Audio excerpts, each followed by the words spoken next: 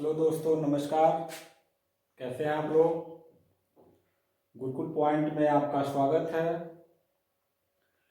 और आज मैं आप लोगों को लेके आया हूँ रस का अंतिम पार्ट। आज संभवतः रस का जो चैप्टर है वो पूर्ण रूप से खत्म हो जाएगा। तो आप जो है कि इस वीडियो के शुरू से लास्ट तक बने रहें। और इस प्रकार के रस से बहुत सारे क्वेश्चन हर कंपटीशन एग्जाम में पूछे जाते हैं।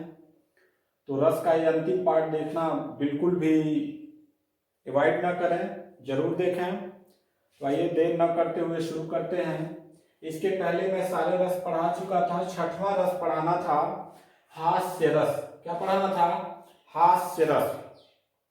तो हमें परिभाषा में ज्यादातर ध्यान आपका आकर्षित करना चाहता हूं किसी भी टॉपिक के या किसी भी पॉइंट के परिभाषा पे। तो पहले हम परिभाषा जानते हैं कि किसी भी व्यक्ति के विचित्र वेशभूषा, वाणी, चेष्टा आदि विकृतियों को देखकर हमारे हृदय में जो विनोद का भाव उत्पन्न होता है, हंसी का भाव आ जाता है, उसे कहते हैं हास्य रस। बात समझ में आ गई? चलिए तो देखते हैं भाई किसी की विचित्र वेशभूषा क्या होता है। जोकर देखे हैं। जोकर अपना वेशभूषा ऐसा बना लेता है, कपड़े ऐसे पहन लेता है, मतलब कि देख के ही हंसी छूट जाती है। वाणी कुछ ऐसा बोलता है कि तुरंत जो है कि हमारे हृदय में हंसी का भाव आ जाता है।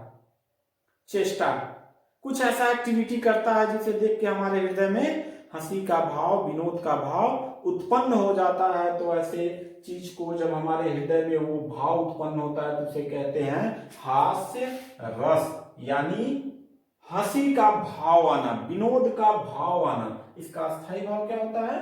हास्य होता है। चलिए, तो परीक्षा में ऐसे तो पूछेगा नहीं, परीक्षा में आपको काव्य पंक्ति दे देगा और पहचानना रहेगा।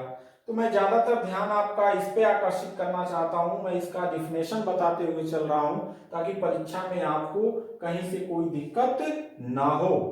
यहां देखिए परिभाषा दिया हुआ है। तंबूरा ले मंच पर बैठे प्रेम प्रताप, साज मिले 15 मिनट घंटा भर आलाप, घंटा भर आलाप आलाप में मारा ऐसा गोता, धीरे धीरे खिसक चुके थे सारे श्रोता। कोई ऐसा आयोजन था, कोई ऐसा मंच था जिसमें बहुत सारे लोगों का उपस्थिति हुआ था और उस पे प्रेम प्रताप जी को दिया गया तंबूरा, यानी माइक दिया गया बोलने के लिए। और उनको साज मिले 15 मिनट, टाइम मिला था कितना? 15 मिनट, यानी अपनी बात को कम से कम समय में कह के चले आइए। तो घंटा भर आलाप, अब उनको माइक पाते ही घंटा लगा दिए आलापने में, और बात करने का कोई सलीका नहीं, ना कुछ पता वो कौन सी बात कर रहे हैं, कहाँ की बात कर रहे हैं। तो आगे कह रहा है घंटा भर आलाप में मारा ऐसा गोता कि धीरे धीरे खिसक चुके थे सारे श्रोता। तो इससे स्पष्ट हो जाता है कि कहीं ना कहीं इसमें हंसी का भाव है। यहीं से पकड़ लीजिए, तंबूरा ले मंच पर बैठे प्रेम प्रताप, साज मिले 15 मिनट, यानी इनको 15 मिनट टाइम मिला और घंटा भर आलाप। यहीं से हम पकड़ लेंगे, जब 15 मिनट टाइम मिला और घंटा भर आलापेंगे तो उनका ताली तो बजेगा नहीं, क्या होगा? मजाक के पात्र बन जाएंगे, हंसी के पात्र बन जाएंगे। आगे कह रहा है घंटा भर आलाप में मारा ऐसा गोता कि धीरे धीरे खिसक चुके थे सारे श्रोता। ठीक है दोस्तों, मुझे लगता है समझ में आपको आ गया होगा। आगे देखते हैं। सातवां जो है वो है भयानक रस। क्या रस? भयानक रस। अस्थायी भाव क्या है? भय है। किसी भयानक वस्तु, प्राणी, दृश्य को देखने या उसके वर्णन सुनने से जो हृदय में जो भय उत्पन्न होता है, भय का भाव उत्पन्न होता है, उसे हम क्या कहते हैं? भयानक रस कहते हैं। क्या कहते हैं बाबू? भयानक रस कहते हैं। चलिए एक एक चीज पे देखते हैं। किसी भयानक वस्तु, भयानक वस्तु मतलब कहीं आप जा रहे हैं रात को, अचानक आपके सामने कोई ऐसी वस्तु आ गई जिसे देख के आप एकदम से डर गए। प्राणी, प्राणी कोई ऐसे होते हैं जो बहुत भयानक हो जाते हैं। जिनको देखने से भय लगता है। दृश्य देखने या वर्णन सुनने से, दृश्य देखने मतलब आप कहीं हैं समुद्र में, ज्वार भाटा आ गया और आप एकदम समुद्र के तट के किनारे हैं, तो आपके देखने से, या फिर घर में बैठे हैं तो कोई बता रहा है कि हमारे गांव तक आ गया है समुद्र का ज्वार भाटा, अब हम लोग कुछ ही समय में मरने वाले हैं, तो हृदय में हंसी तो छूटेगा नहीं। क्या भाव उत्पन्न होगा बाबू? भय होगा। क्या होगा? भय उत्पन्न होगा। और वह भय जब उत्पन्न होता है तो वह क्या कहलाता है? भयानक रस कहलाता है। एग्जाम्पल देखते हैं। इसका मैंने 2 एग्जाम्पल लिखा है, एक एग्जाम्पल यहाँ है और एक एग्जाम्पल यहाँ। यह दोनों बहुत इंपॉर्टेंट है, बार बार एग्जाम में पूछे जाते हैं। देखिए इधर कह रहा है, उधर गरजती सिंधु लहरिया कुटिल काल के जालों सी, चली आ रही फेन उगलती फन फैलाए ब्यालों सी। यहाँ पे जो मैंने अभी बताया कि ज्वार और भाटा, यानी कि जैसे सुनामी लहर आता है और उसका यहाँ पे वर्णन किया गया, उधर गरजती सिंधु लहरिया, यानी कि मौसम पूरा बिगड़ा हुआ है। सिंधु लहरिया मतलब सिंधु नदी में भी क्या लहर उत्पन्न हो गया है, कुटिल काल के जालों सी, बिल्कुल चतुराई से उत्पन्न हुआ है। चली आ रही फेन उगलती, फेन उगलना मतलब लहर ऐसे गिरती है, ज्वार भाटा ऐसे उठती है, ऐसे गिरती है, और वो दृश्य बहुत भयानक होता है। चली आ रही फेन उगलती फन फैलाए ब्यालों सी, मानो सर्फ की तरह एकदम काटने के लिए दौड़ी चली आ रही है। तो क्या इसको पढ़ने से ऐसा नहीं लग रहा है कि करुणा का भाव है, भय का भाव उत्पन्न हो रहा है? तो कौन सा रस? भयानक है। चलिए, ये वेरी इंपॉर्टेंट बाबू, ये बार बार एग्जाम में पूछा हुआ क्वेश्चन है, इसको आप नोट्स में कहीं नोट कर लीजिए, ये बहुत बार पूछा हुआ क्वेश्चन है। देखते हैं, कह रहा है कि एक और अजगर लखी, एक और मृगराय, बिकल बटोही बीच ही परियो मूर्छा खाए। कह रहा है कि एक बटोही है, बटोही मतलब एक कोई राहगीर है जो जा रहा है, तो देख रहा है कहीं वो खड़ा है, तो वहां देख रहा है कि एक और अजगर लखी, मेरे सामने जो है एक अजगर जो है क्या कर रहा है? लख रहा है। लख मतलब निशाना लगा के बैठा हुआ है काटने के लिए, फन फैला के लख रहा है। एक और मृगराय, मृगराय कहते हैं शेर को, ठीक है, हिरण को खाने वाला शेर को कहते हैं मृगराय। एक और मृगराय, और एक और बेचारे को मृगराय यानी शेर जो है निशाना लगा के बैठा है। बिकल बटोही बीच में, और वो राहगीर बीच में स्थिति में खड़ा है, आगे सांप और पीछे शेर, और दोनों निशाना लगा के बैठे हैं। परियो मूर्छा खाए, और यह इतना डर गया, इतना भय उत्पन्न हो गया कि वह मूर्छा खा के क्या हो गया? गिर गया। तो काव्य पढ़ने से लग रहा है ना, यहाँ पे कोई भयानक दृश्य देखा गया है, तो वो क्या हो गया? भयानक रस हो गया। चलिए दोस्तों आगे देखते हैं। 8वां जो है वो है विभत्स रस। इसका स्थायी भाव है जुगुप्सा। जुगुप्सा को हम घृणा भी बोलते हैं। किसी घृणित वस्तुओं को देखकर, सुनकर हमारे हृदय में जो भाव उत्पन्न होता है उसे हम क्या कहते हैं? विभत्स रस। विभत्स मतलब घृणित काम। ऐसा कोई दृश्य देखें जिसे देख के मतलब घिन आ जाए, मतलब घृणा उत्पन्न हो जाए, तो उसे हम क्या कहते हैं? विभत्स रस कहते हैं। ये भी बहुत इंपॉर्टेंट है, ये एग्जाम में पूछा हुआ क्वेश्चन है, वेरी इंपॉर्टेंट क्वेश्चन, और ये भी एग्जाम में पूछा हुआ क्वेश्चन है। तो दोनों मैंने इसीलिए परिभाषा दोनों लिख दिया है, और इस परिभाषा का मैं डिफिनेशन भी बता दे रहा हूं ताकि आपको एग्जाम में किसी भी प्रकार का, जैसे ही 2 लाइन पढ़े आपको पकड़ में आ जाए कि हाँ ये तो विभत्स रस है, घृणा का भाव उत्पन्न हो रहा है। तो चलिए देखते हैं। यहां एग्जाम्पल कह रहा है, सिर पर बैठो काग, आंख दो खात निकारत, खींचत जीभ श्यार, अतही आनंद उर्धारत। यह वर्णन किया जा रहा है, कोई जानवर है जो कहीं पे मरा हुआ है, और वो जानवर जब मर चुका है, तो जानवर जब मर जाते हैं तो उस पे गिद्ध हो गए, कौवे हो गए, और भी बहुत सारे पक्षी हो गए, जानवर हो गए, सियार हो गया, ये सब आके क्या करते हैं? उस मांस को नोच नोच के खाते हैं। तो वहां का वर्णन है, सिर पर बैठो काग, यानी जो जानवर मरा है उसके सिर पर, काग मीन्स होता है कौवा बैठा है, आंख दो खात निकारत, और उसके मरे हुए जानवर की दोनों आंखों को अपने चोंच से निकाल के फोड़ फोड़ के खा रहा है। खींचत जीभ श्यार, और जो सियार है वह उस मांस को क्या कर रहा है, उस जानवर की जीभ को खींच के क्या कर रहा है, अतही आनंद उर्धारत, बड़े आनंद के साथ वह भोजन कर रहा है। तो यहाँ पे लग रहा है ना कहीं कहीं, अरे क्या ये चीज मतलब सर पढ़ा दिए आप मतलब घिन आ गया। तो वही चीज क्या है, विभत्स रस है। दूसरा एग्जांपल देखते हैं। आंख निकाले उड़ जाते, क्षण भर उड़कर आ जाते, सब जीभ खींच कर कौवे चुभला चबला कर खाते, भोजन में स्वान लगे मुर्दे थे भूपर लेटे, खा मांस चाट लेते थे चटनी सम बहते बेटे। देखिए ये भी अगर ध्यान से पढ़ेंगे तो परिभाषा निकलता चला जाएगा। आंख निकाले उड़ जाते, उड़ जाते मतलब कौन, कौवा। वहां भी कौवा, पहले एग्जांपल में भी कौवा था, आंख को निकाल रहा था, और यहां भी आंख निकाले उड़ जाते, कौवा लेके उड़ जा रहा है। क्षण भर उड़कर आ जाते, और जब खा लेता दोनों आंखों को तो फिर उड़ के आ जाता कहां पे, उस सौ के ऊपर। सब जीभ खींच कर कौवे, सौ का जो जीभ है वो कौवे खींच खींच के क्या कर रहे हैं, चुभला चबला कर खाते, खूब आनंद के साथ चुभला चुभला के मतलब खूब चबा चबा के खा रहे हैं। भोजन में स्वान लगे, अब कौवा ही नहीं है, स्वान भी लगा है। स्वान मीन्स होता है कुत्ता, कुत्ता भी लग गया है। मुर्दे थे भू पर लेटे, और जो जानवर थे वो भूमि पर लेटे हुए थे। खा मांस चाट लेते थे, चटनी सम बहते बेटे, और उसके साथ छोटे छोटे जो उसके बच्चे हैं, जो मांसाहारी जीवों को खाने वाले जो जानवर हैं, उनके बच्चे भी आके वहां पे बहते हुए जो खून है उनको चाट रहे हैं। तो कहीं कहीं इस परिभाषा से यह स्पष्ट हो जा रहा है कि यह सुनने मात्र से ही लग रहा है घृणा का भाव उत्पन्न हो रहा है।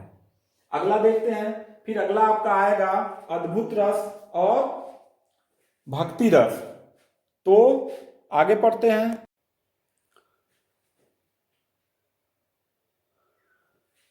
तो दोस्तों मैं कह रहा था कि अगला जो रस है वो अद्भुत रस है। अद्भुत यानी कि आश्चर्यचकित वस्तुओं को देखकर या उसके वर्णन मात्र से हृदय में जो भाव उत्पन्न होता है उसे अद्भुत रस कहते हैं। इसका स्थायी भाव क्या है, विस्मय या आश्चर्य।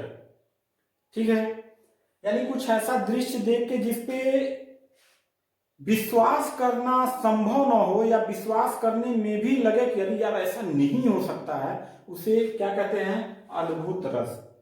एक वाक्य घटा था, माता यशोदा के जो पुत्र थे कन्हैया, वो बहुत ही बचपन से बदमाश थे। तो माता यशोदा ने उनको एक बार जो है कि आंगन में छोड़ दिया। परेशान कर रहे थे तो नहीं छोड़ देते हैं, माँ ने छोड़ दिया, ठीक है बदमाशी कर रहे हो जाओ। तो वो जाके जो है आंगन से बाहर दरवाजे पे जाके और मिट्टी उठा के खा रहा था। तब तक जो भी लोग थे, कुछ लोग देखे तो माता यशोदा से कहे कि आपका पुत्र जो है मिट्टी खा रहा है। अब माता यशोदा डंडा लेके पहुंची। माता यशोदा कृष्ण से बहुत प्रेम करती थी, पहले मार लेती थी और बाद में खूब रोती थी, जैसे हम लोगों की माँ करती थी। जैसे पिता करते हैं, माँ करते हैं। माँ जितना ज्यादा हम लोगों को डांटते हैं, पिता डांटते हैं, उतना ही हम लोगों से प्रेम करते हैं। तो माता यशोदा डंडा लेके पहुंची, बोली मुंह खोलो, क्या खाए हो, क्या खाए हो। उन्होंने नहीं मतलब दिखाया। फिर बाद में बहुत जब माता ने उनको फोर्स किया तो वो जब मुंह खोले तो तीनों ब्रह्मांड दिखाई देने लगे। ऐसा मतलब हमारे शास्त्रों में और ग्रंथों में लिखा हुआ है। तो वहां का ये दृश्य है कि देख यशोदा शिशु के मुख में सकल विश्व की माया, क्षण भर को वह बनी अचेतन हिल न सकी वह कोमल काया। देखिए यहाँ पे स्पष्ट हो रहा है, माता यशोदा ने शिशु के मुख में, शिशु कौन थे माता यशोदा के, कृष्ण थे, उनके मुख में सकल विश्व की माया, पूरा ब्रह्मांड जब दिखाई देने लगा, क्षण भर को वह बनी अचेतन हिल न सकी वह कोमल काया। क्षण भर के लिए तो एकदम बिल्कुल अचेत हो गई, मूर्छित हो गई, और हिल न सकी वह कोमल काया, वह शरीर हिल नहीं सकी माता यशोदा की। तो यहाँ पे स्पष्ट हो जाता है उन्होंने कुछ ऐसा आश्चर्यचकित कर देने वाला दृश्य देखा है, और वह दृश्य देख के वह एकदम विस्मय हो गई, आश्चर्यचकित हो गई हैं। तो कौन सा रस, अद्भुत रस। चलिए बाबू अगला देखते हैं, वात्सल्य रस। वात्सल्य रस किसे कहते हैं, पहले परिभाषा समझ लीजिए, परिभाषा बहुत मस्ट है, अगर परिभाषा नहीं पता है तो बहुत दिक्कत हो जाएगा। तो यहाँ पे देखिए वात्सल्य रस जो क्या होता है कि छोटे बच्चों के प्रति माँ के द्वारा, पिता के द्वारा, बहन के द्वारा, भाई के द्वारा किया गया स्नेह, प्यार, दुलार, खिलाना, वो क्या कहलाता है, वात्सल्य रस कहलाता है। और इसके दो भाग होते हैं बाबू। बच्चे के प्रति माँ का दो प्रेम होता है, एक संयोग वात्सल्य और एक वियोग वात्सल्य रस।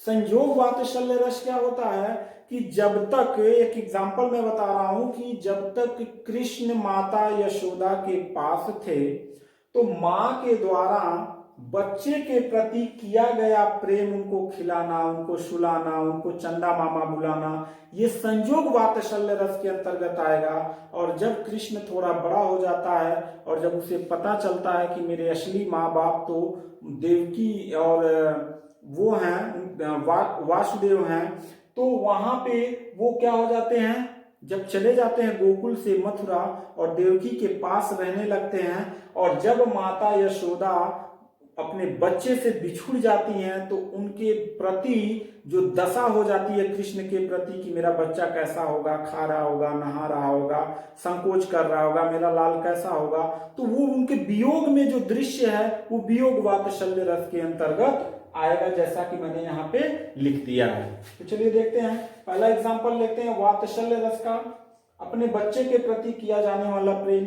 यहाँ पे यशोदा हरि पालने झुलावे, यहाँ पे कहा जा रहा है, कवि कह रहा है कि यशोदा हरि पालने झुलावे, हरि मतलब कृष्ण को पालने में क्या कर रही हैं, झुला रही हैं। हर रामे दुलराय मल्हावे, हर रामे मतलब वो हरि को क्या कर रही हैं, दुलरा रही हैं और उनको मना रही हैं, जोड़ जाए कुछ गावे। और जब वो सो नहीं रहा है, कृष्ण सो नहीं रहा है, तो कुछ ना कुछ जोड़ जोड़ के बच्चा जब तक सो नहीं जाता है तब तक माँ बच्चे को लोरी सुनाती रहती है। आप भी सुने होंगे, चंदा मामा आएंगे, दूध भात लाएंगे, और पता नहीं कैसे कैसे, मतलब जोड़ जोड़ के गाया जाता है। तो वहां पे कहा जाता है जोड़ जाए कुछ गावे, माता यशोदा जोड़ जोड़ के लोरी गाती चली जा रही हैं। मेरे लाल को आओ रे निंदरिया, माता यशोदा कहती मेरे लाल को आओ रे निंदरिया, हे निदिया तू मेरे लाल को आओ, काहे ने आन सुहावे, क्यों तुमको सुनाई नहीं दे रहा है, तुमको सुहा नहीं रहा है कि मेरा लाल सोना चाहता है, तुम क्यों नहीं आ रही हो। तो यहाँ देखिए यहीं से पकड़ लेंगे, मेरे लाल को आओ रे निंदरिया, यहाँ पे लाल का वर्णन किया गया है और निंदिया बुलाया जा रहा है निंदरिया को, तो कहीं कहीं स्पष्ट हो जा रहा है कि यह बच्चे के प्रति माँ का प्रेम है जब बच्चा उसके पास है, और जब बच्चा माँ से दूर चला जाए और माँ का उसके प्रति, बच्चे के प्रति जो चिंता का भाव, वियोग उत्पन्न हो जाता है, वो क्या, वियोग वात्सल्य रस कहलाता है। मैंने यहाँ पे लिख दिया है, आप स्क्रीनशॉट लेना चाहिए तो ले लीजिएगा। वात्सल्य रस माँ के द्वारा अपने बालक के अलग होने पर माँ के वियोग की दशा का वर्णन किया जाता है। कैसे, यहाँ देखिए, जब कृष्ण चले जाते हैं माता देवकी के पास, तो यशोदा माता एक पथिक मतलब संदेश देने वाले के माध्यम से माता देवकी से कुछ संदेश भिजवाती हैं, वहां का वर्णन किया गया है। देखिए क्या कह रही है माता यशोदा, देवकी संदेशो देवकी सौ कहियो, हे पथिक, हे हमारा समाचार वहां तक ले जाने वाले पथिक, हाँ तो धाय तिहारे सुत की, माता देवकी से कहना कि हाँ मैं तुम्हारे पुत्र की धाय माता हूं, सौतेली, धाय मतलब होता सौतेली माता हूं, पर माता करत ही रही हूं, मैं उसकी जरूर धाय माता हूं, सौतेली माता हूं, लेकिन कान्हा मुझे हमेशा माँ ही कहते रहता था। प्रात होत मेरे लाल लड़ते, माखन रोटी भावे, हे देवकी जी, सुबह सुबह उठते ही मेरे कान्हा को माखन और रोटी, माखन आपको पता है कृष्ण का माखन जो है वो बहुत फेवरेट उनका डिश है, माखन रोटी भावे, उनको माखन रोटी भाता है, इसलिए सुबह उठते ही आप माखन रोटी दीजिएगा। तेल उबटन अरुतात जल ताहि देख भज जाते, हे देवकी जी का मेरा लाल जो है तेल उबटन देखते ही भाग जाता है, ठंडा पानी देखते ही भाग जाता है, ज्यो ज्यो मांगत सोई सोई देत क्रम क्रम करके नहाते, वो जो जो एक एक सामान मांगता है मैं एक एक सामान उसे देती हूँ, क्रम क्रम से देती हूँ, तब जाके वो नहाता है। सूर पथिक सुन मोहि रैन दिन, बढ़े ओ रहत उर सोच। पथिक के माध्यम से कहती हैं कि मैं दिन रात इसी चिंता में डूबी रहती हूं कि मेरे अलग लड़े तो मोहन है करत संकोच। ये कविता सूरदास जी का है। तो कहती हैं कि मेरे अलग लड़े तो मोहन है करत संकोच। मेरा जो कान्हा है वो बहुत संकोची है, पता नहीं आपसे वो कैसे आपके साथ रहता होगा। तो यहाँ पे हर एक लाइन में आपको पता लग जाएगा कि कोई माँ है जो अपने बच्चे के प्रति वियोग में है और दूसरी माँ से हाल चाल लेना चाहती है या संदेश देना चाहती है कि मेरे बच्चे को इस ऐसे ऐसे तरीके से पालन पोषण करना। तो कहीं कहीं बच्चे के प्रति चिंता है, वियोग है, उस दशा का वर्णन यहाँ पे किया गया है। तो वियोग वात्सल्य रस कहलाएगा। तो दोस्तों ये अंतिम पार्ट था। एक अगला भक्ति रस आता है, वहां पे भगवान के द्वारा जो भक्ति भाव उत्पन्न होता है उसे भक्ति रस कहते हैं। उसका स्थायी भाव भगवत विषयक अनुराग होता है। बहुत सारे जो भगवान की आराधना और गीत संगीत है वो सब भक्ति रस के अंतर्गत आएगा। वो बहुत इंपॉर्टेंट नहीं है परीक्षा के दृष्टिकोण से, न भक्ति रस से बहुत ज्यादा क्वेश्चन पूछे जाते हैं, तो इसलिए मैं शॉर्ट में उसको भी बता दिया हूँ। और अगर आपको ये अंतिम पार्ट है रस का, रस पूरा चैप्टर मैंने खत्म कर दिया।